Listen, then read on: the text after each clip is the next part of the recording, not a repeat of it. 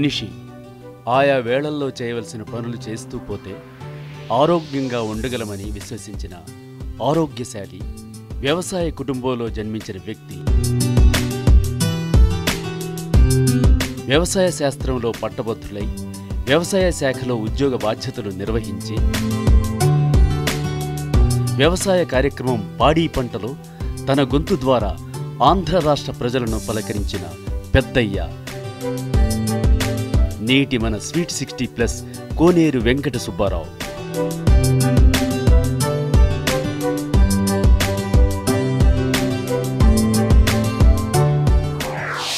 చదువు, ఆరోగ్యం, ఆశయం ఈ మూడింటి కలయికే కోనేరు వెంకట సుబ్బారావు.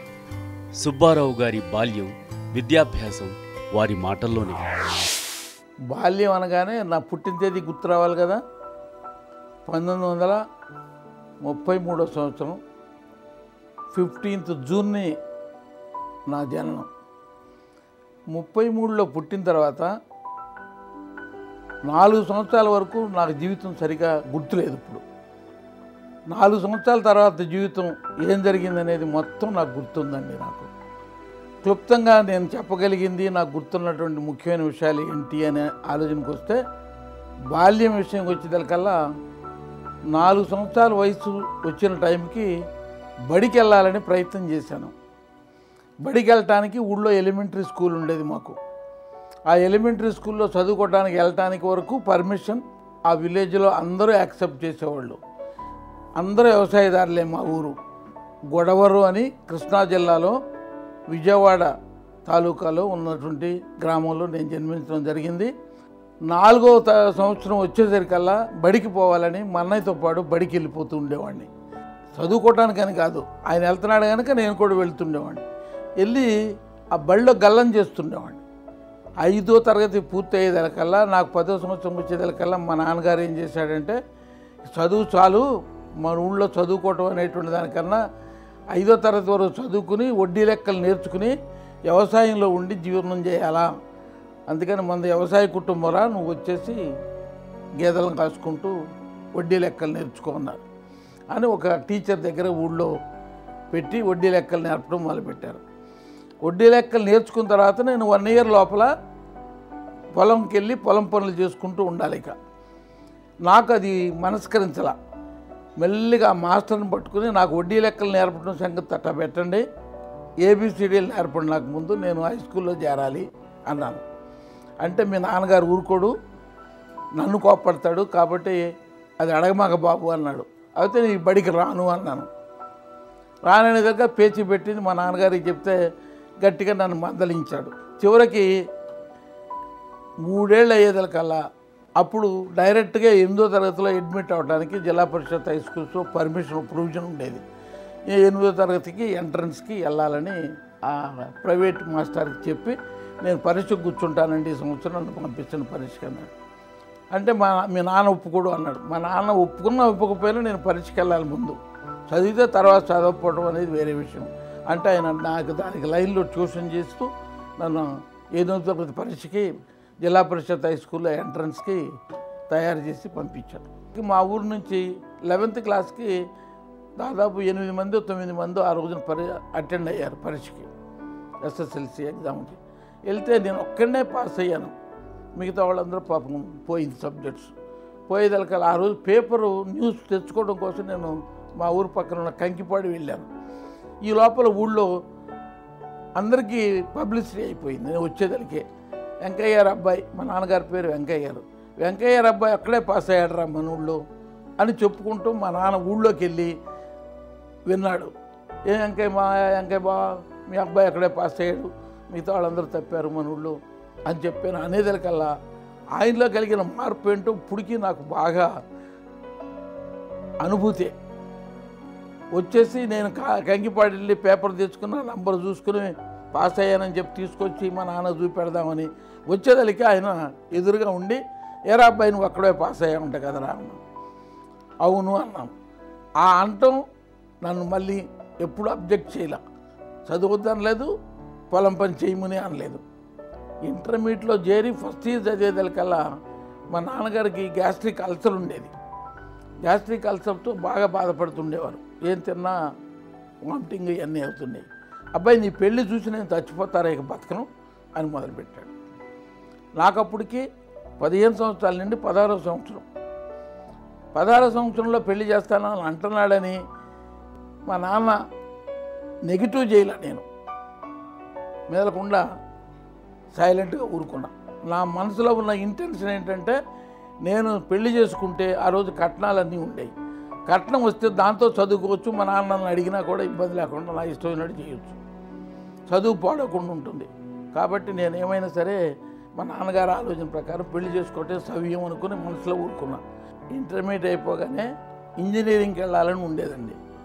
ఇంజనీరింగ్కి అప్లై చేస్తే నాకు సీట్ రాలేదు. ఎందుకంటే ఇంటర్మీడియట్లో ఫస్ట్ ఇయర్ అయినాక నా మ్యారేజ్ అవటంలో చదివిన చదువులో కొంచెం తేడా వచ్చేసింది. ఆ రోజుల్లో ఇంటర్మీడియట్లో ఫస్ట్ క్లాస్ వచ్చిందని అంటేనే మంచి మెరిటోరియస్ స్టూడెంట్ కింద లెక్క. 12 మార్కులు తక్కువ వచ్చేదరికల్లా, ఫస్ట్ క్లాస్ రాకపోయేదరికల్లా ఇంజనీరింగ్ సీటు కోల్పోయాను. అప్పుడు అగ్రికల్చర్ బీఎస్సీ సీటు కూడా అప్లై చేశాను. ఆ అగ్రికల్చర్ బీఎస్సీ సీట్ వచ్చింది.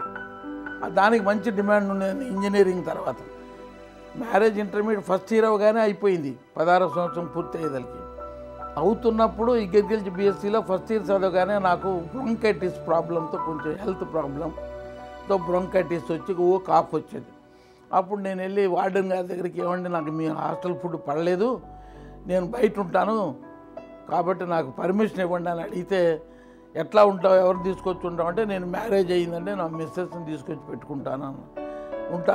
అంటే చదువు చదువుతుందంటరా అని అడిగారు డాక్టర్ టీవీ రెడ్డి గారని. ఏం పర్వాలేదండి, ఆ విషయంలో నాకు కావాల్సిందే చదువు ముఖ్యం అని చెప్పాను. చేస్తే అప్పుడు పర్మిషన్ ఇచ్చారు నాకు స్పెషల్ కేసు కింద. ఇస్తే నేను కాపురం పెట్టుకుని చదువుకున్నాను.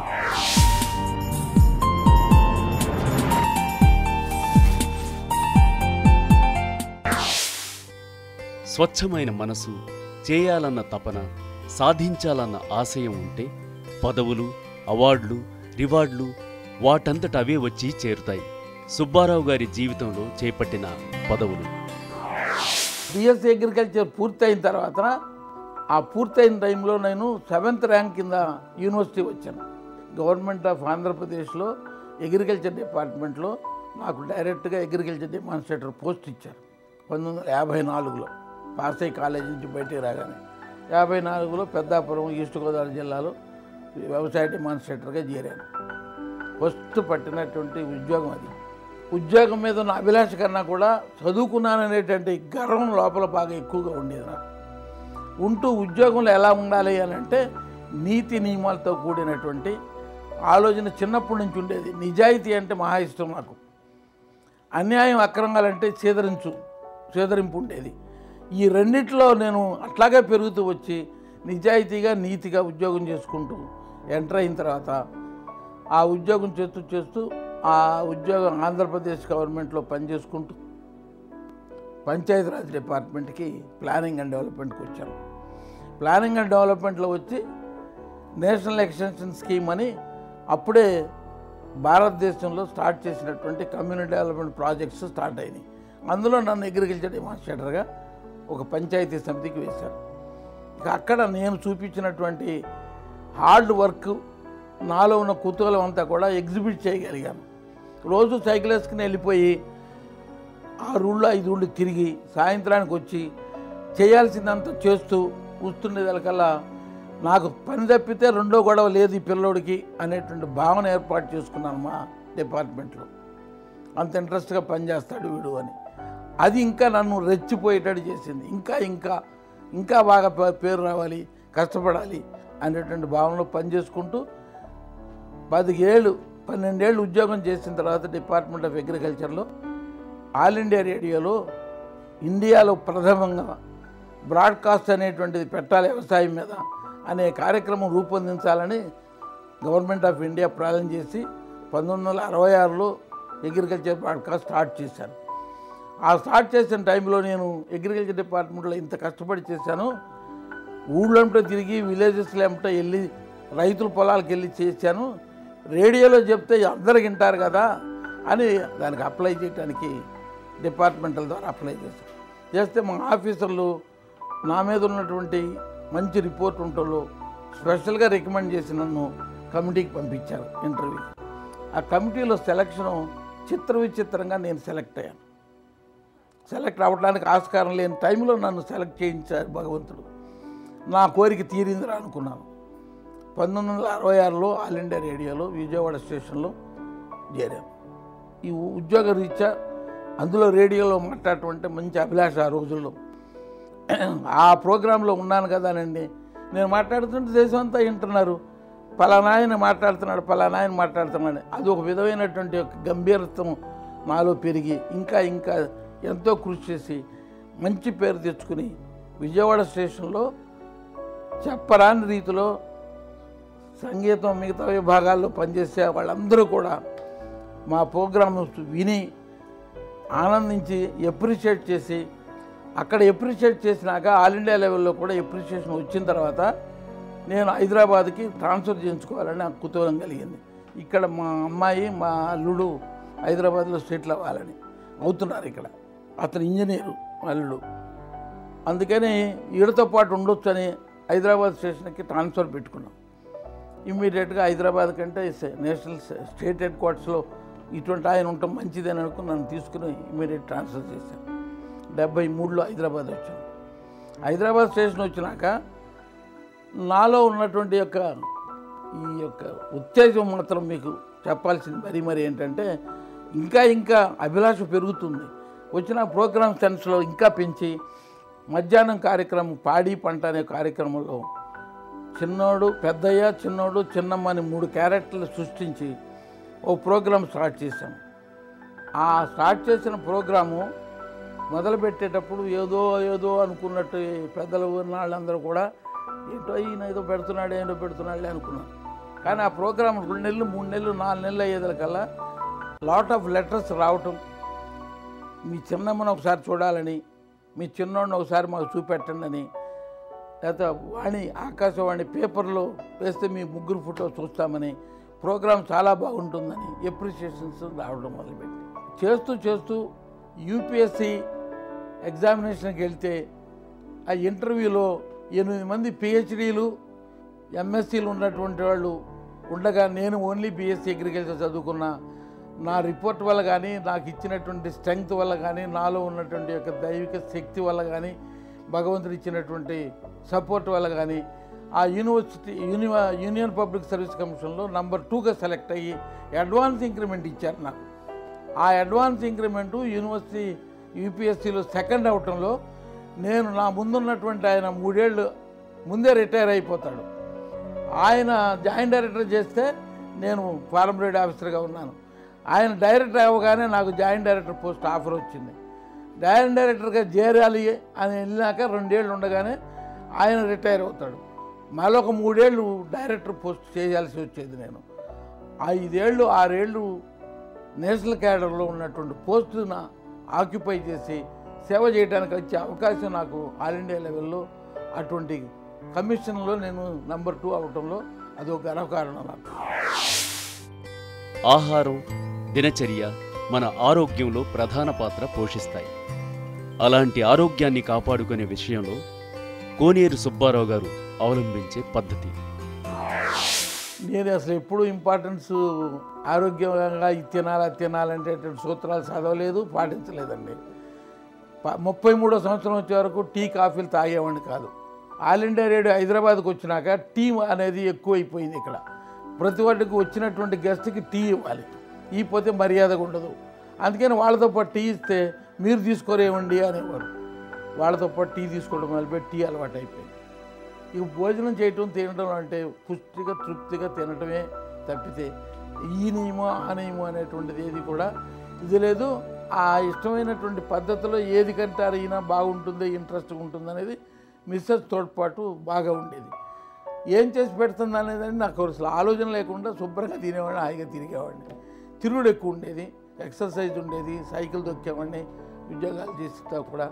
దానివల్ల అనారోగ్యత అనేది లేకుండా ఆరోగ్యమైన జీవితాన్ని అనుభవిస్తూ చాలా ఆరోగ్యంగా ఉంది.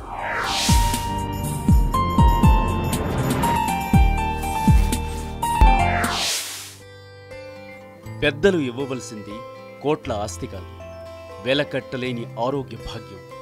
నేటి తరానికి సుబ్బారావు గారు చెప్పే మాట. యువత అనగానే నేను కొంచెం వెనక్కి తిరిగి ఆలోచించి ఏంట్రా అని ప్రశ్న వేసుకుంటే నాకే అర్థం కాని వారం అవుతుందేమో. ఎందుకంటే ఎంతో మార్పు వస్తుంది.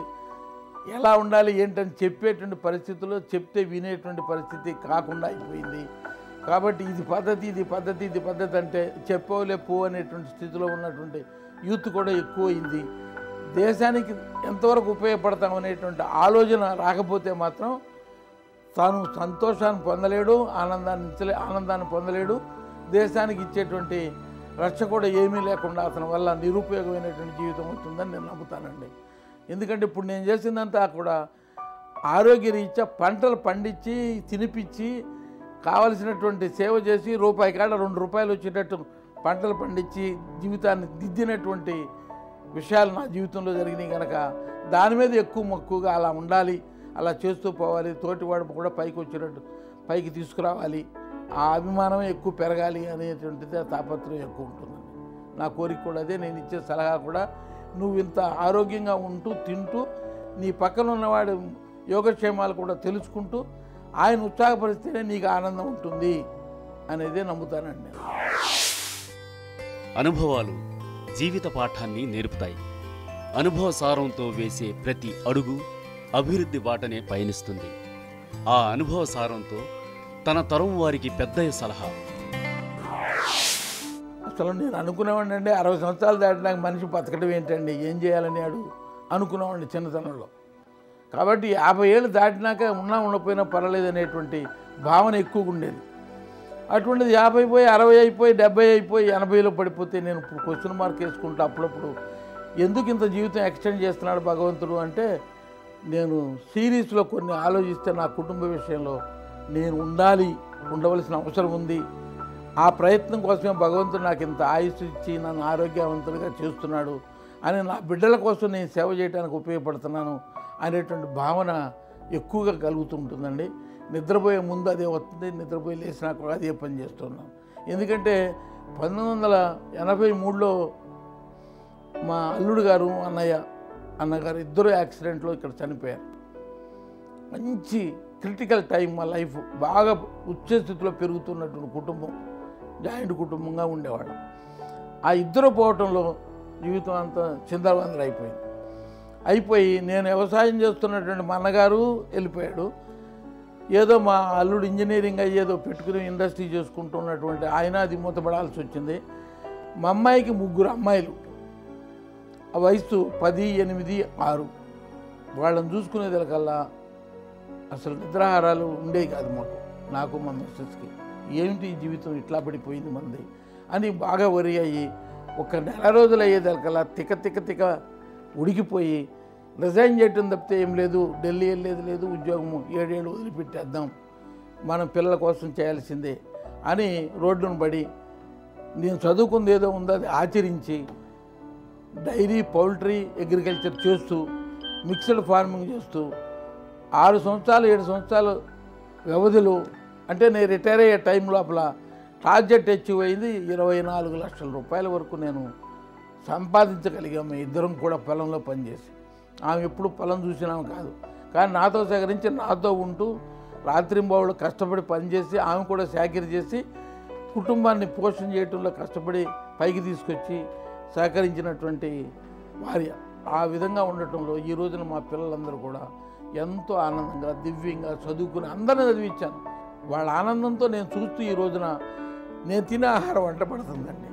ఇప్పటికీ నాకు మా ఆవిడ సాయంత్రం 4 గంటలకి ప్లేటు టిఫిన్ తీసుకొచ్చి పకోడీ కానీ ఇంకోటి కానీ బజ్జీ కానీ పెడితే శుభ్రంగా అనకుండా తినేస్తాయి. ఈ వయసులో తినేస్తే నాకు అనారోగ్యం లేదు, హాయిగా అయిపోతుంది. అందరూ ఏంటి ఈ వయసులో ఇట్లా తింటున్నావు, ఏమైనా ఇబ్బంది అవుతుందేమో అన్నా కానీ నేను ఆపలేదు, ఆమె వండటం పెట్టడం మానలేదు. ఈ రోజుకి హాయిగానే ఉంటుంది. సంసారం అనే బండికి భార్యాభర్తలు 2 చక్రాలైతే దాన్ని ఎంతో ఓపిగ్గా అనుభవంతో నేర్పుతో ముందుకు సాగుతున్న అన్యోన్య బంధం సుబ్బారావు దంపతులది. ఆ విషయాలు మన కోసం. అది నా అదృష్టమనే చెప్పాలండి. ఎందుకంటే అందరికీ ఇలా దొరికితే అందరూ ఆనందించగలరు. మరి నేను చిన్న వయసులో పెళ్లి చేసుకుని సహజీవనం చేసుకుంటూ ఉద్యోగరీత్యా కష్టం చేసుకుంటూ ఎక్కడికక్కడ కష్ట నష్టాలు ఉన్నా కూడా డిస్కషన్ మాత్రం జరుగుతూ ఉండేది. ఎప్పుడు డిస్కషన్ పేస్ అనేటువంటిది నా మోటో. అందుకని చర్చ పెట్టేవాడిని, నెగిటివ్లో స్టార్ట్ చేసేవాడిని, ఆమె భావం బయటికి తీసుకునేవాడిని, దాన్ని ఏది ప్లస్ చేస్తే బాగుంటుంది అనేది ఆచరిస్తూ ఉండేవాడిని. ఆ విధంగా సహకరించుకుంటూ నాతో జీవితం గడిపినటువంటి సహచరిణి. సార్ అన్ని రకాలుగా ప్రోత్సహించేవారండి. 23 సంవత్సరాలు పౌల్ట్రీ కూడా రన్ చేశానండి. తర్వాత డైరీ పెట్టాను. డైరీలో కూడా నాకు బిజినెస్ అంటే ఇంట్రెస్ట్, దాంతో డైరీ పెట్టాను. డైరీ కూడా ఒక 15 సంవత్సరాలు డైరీలో కూడా ఇన్వాల్వ్ అయ్యి సక్సెస్ఫుల్ అయ్యామండి. ఉద్యోగం రీత్యా చేసేటప్పుడు చాలా పెద్ద కాంపౌండ్ ఉన్న ఇల్లు, ఖాళీ స్థలం ఉన్న ఇల్లు తీసుకునేవాళ్ళం. దాంట్లో మేమే ఆకుకూరలు, కూరగాయలు అన్నీ పండించుకునేవాళ్ళం. మేము పండించుకున్న కూరగాయలే ఆకుకూరలు డైలీ ఒక ఆకుకూర వేసుకునేవాళ్ళం. కూరగాయలు కూడా మేమే పండించుకునేవాళ్ళం. అవి వాటితోటే మేము బయట ఎక్కువ కొనుక్కునేవాళ్ళం కాదు.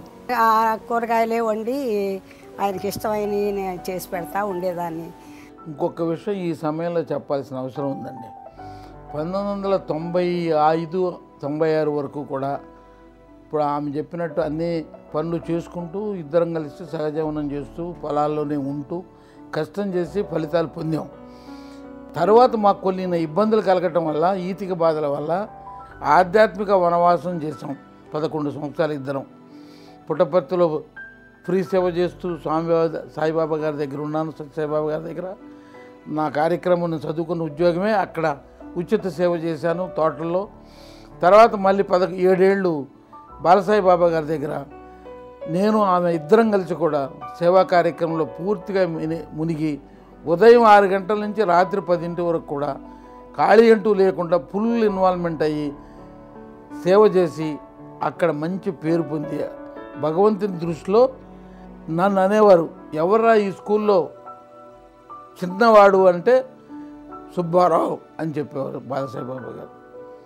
అంత వయసు నాకున్న 70 వచ్చినా కూడా యాక్టివ్గా మూవ్ అవుతుంటే చిన్నవాడు ఎవరంటే సుబ్బారావు అని 10 మంది, 100 మంది, 1000 మంది ఉన్న మీటింగ్లో కూడా చెప్తుండేవారు. అంత యాక్టివ్నెస్ భగవంతుడు ఇచ్చారు, సేవ చేయగలిగాము. 11 ఏళ్ళు అలా తిరిగి వచ్చేదలికల్లా మాకు ఎంతో ఆధ్యాత్మిక చింతన పెరిగింది. ఆధ్యాత్మిక పుస్తకాలు చదివి ఆచరించుకుంటూ అలవరుచుకుంటూ ఆ లక్షణాలని అభివృద్ధి చెంది ఈ రోజున ఇంత స్టామినాగా ఉన్నామంటే అదొక ఆత్మబలం ఇచ్చినటువంటిదే మాకు. నీతి నిజాయితీగా జీవితం గడుపుతూ ఆధ్యాత్మిక చింతనతో జీవితపు పంటను పండిస్తున్న రైతు బంధువు 3 పువ్వులు 6 కాయలుగా తన జీవితం ఇలాగే సంతోషంగా ఆరోగ్యవంతంగా సాగాలని TV7 మనసారా కోరుకుంటుంది.